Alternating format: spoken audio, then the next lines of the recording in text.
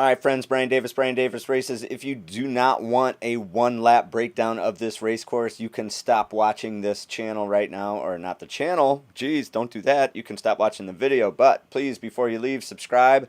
I'm going to keep doing these breakdown videos. Hopefully you find some value in them. All right, so second race, bike is working at a terrible hole shot, and this is going to cost me in a couple different ways. So my teammate had a broken up bike, and that's I tucked in behind him, which usually would be a great idea, but his bike cost him a lot of power on the day. So in any event, I am definitely in traffic.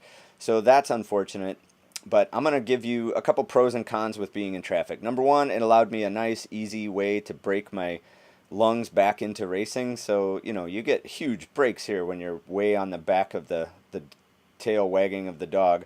But that definitely costs you. So the way that it cost me in this race, ultimately, we're just going to go through this first lap, not the whole race, but what it cost me was I really had no idea what was happening. So there was another group up the road that left before us, you know, maybe 30 seconds ahead of us, something like that. So I totally lost track of where they were or who they were or what they looked like in my brain. And these are small fields. This is a controllable thing, but such is life.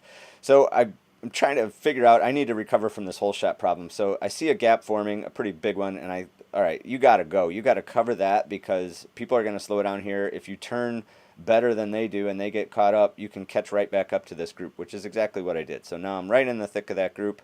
For a small acceleration, I was able to gain a ton of ground and get past 3 riders doing that. So this character ahead of me in the black, he'll come up later, but nice smooth racer.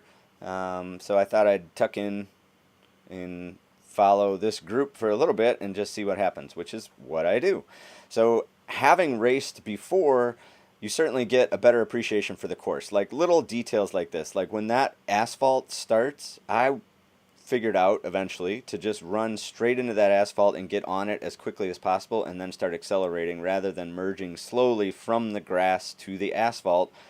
Make a beeline for the asphalt and then make a hard left to be able to stay on the asphalt and have much lower rolling resistance on your bike. And that definitely boosted my speed through that section. Other things I started to learn, there's a big pothole right before this run-up climb that's coming. So the pothole didn't necessarily affect much, but when you bang into it every lap, I just got mad at myself for hitting the same stupid pothole, and it kind of threw off my rhythm going into this this big hill. Another thing, I would try to gear up this hill, get some speed, of course, and then start shifting right about now, which if there was no traffic in my way, that'd be okay. So here's a fun fact. Behind me, a gentleman takes it upon himself to tell me and the people ahead of us that there's stairs over to the right if we would like to climb the stairs instead of ride the hill. Yeah, no kidding, guy. There's traffic. I can climb the hill. I bet most of these other guys can climb the hill, but there's traffic, so you're just going to have to deal with it, my friend. Anyway, so there's a theme there. There's another pothole in that corner, but you see I passed 2 or 3 people just back there, and there's a theme here. So when I get most of my passing in this lap, what's happening is I'm willing to put down an extra 4 seconds, 5 seconds of power after a hard spot. So that big run up, and then there's another little grinder hill up into that turn. Well, I kept on the gas, and I was able to pass a few people on that hill. And then I kept on the gas even when it flattened out, and I passed another guy on that big straightaway.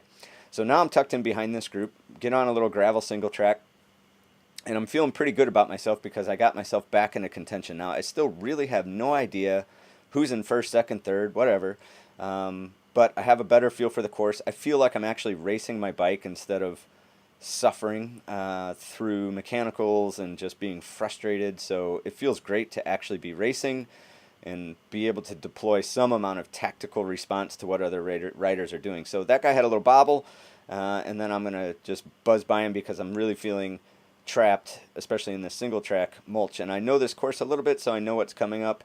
Well, I know it because I did it the race a moment ago, but I know what's coming up. I need to get by this traffic as quickly as possible. There's another big lesson coming up here in sand. So we are bombing through the single track. We're going to turn a hard left, go through a little marshy spot here. And again, I'm still feeling pretty good about myself. You can see my heart rate's at 161. That's pretty maxed out for me. I think my max for this whole race or the whole day was 162. 163 is starts to be unrecoverable for me. So 162 I can hang out for a little bit. So we go through this marshy area, and again, I just want to point out that I'm fairly close to max, but I have backed off going down that hill and going down that single track, so I'm feeling in a pretty good spot. Now watch the guy in the pink. Here's what's going to happen. Here's what you don't want to do in the sand. You don't want to ride halfway out there, and I did this in this race, but I learned my lesson. You don't want to ride halfway out there. You either want to get off your bike early where you have total control, or you want to be able to make sure that you can ride all the way through it. Now, pink and blue guy, they rode into the sand and then got off. Well, that ruins your momentum. You can't really bounce off your bike and push off from the sand, so you don't get any speed even when you jump off the bike and try to recover yourself. It's very, very difficult. So this gentleman who I passed earlier caught back up with us. That's super duper for him. It'll be a short-lived experience, I think. So we're going to get through this area. We're going to get back to pits, and now you can see my heart rate 162. I'm pegged, right? So I back off here, and then the gentleman in all the black kit, he's going to come around me, and he asked me right here, he says, are we ahead of everybody? Are we in first and second? Because we weren't sure if this was if we caught the previous group or not. And I said, I have no idea, man. So he made a good call and just went ahead. And that turns out that was second place that's riding away from me there. So the painful part of not knowing where you are after the whole shot is, if I had known that was second place, perhaps I would have raced differently. So I'm feeling relatively confident that I might be in third place.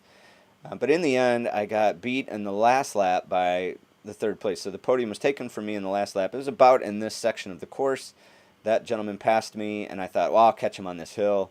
That did not happen, and then I could not close him down in the sprint, although I gave it a whirl. Maybe after this lap, I'll put that last little bit, so we'll go back to that. So we're just getting up to finishing up this lap, and now we're going to go up that big hill again.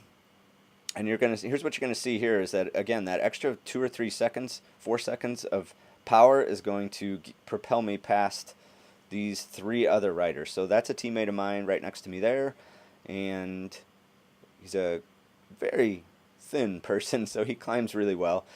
But what he didn't do here is he didn't keep on that power right there. He's gassed, and I keep on an extra 4 seconds, and that's how I get past the traffic. Now, I'm still hurting, of course. I'm 162. I'm totally pegged, but I know there's a downhill section coming, so I'm going to have a chance to rest. All right, so this course, again, was fantastic. Just want to give a shout-out to the guys in Manitowoc that put this on. It's Heavy Pedal Bike Shop in Manitowoc. Great course. Manitowoc City Parks Department, fantastic. Just unbelievable support for letting us go out there and race in the park.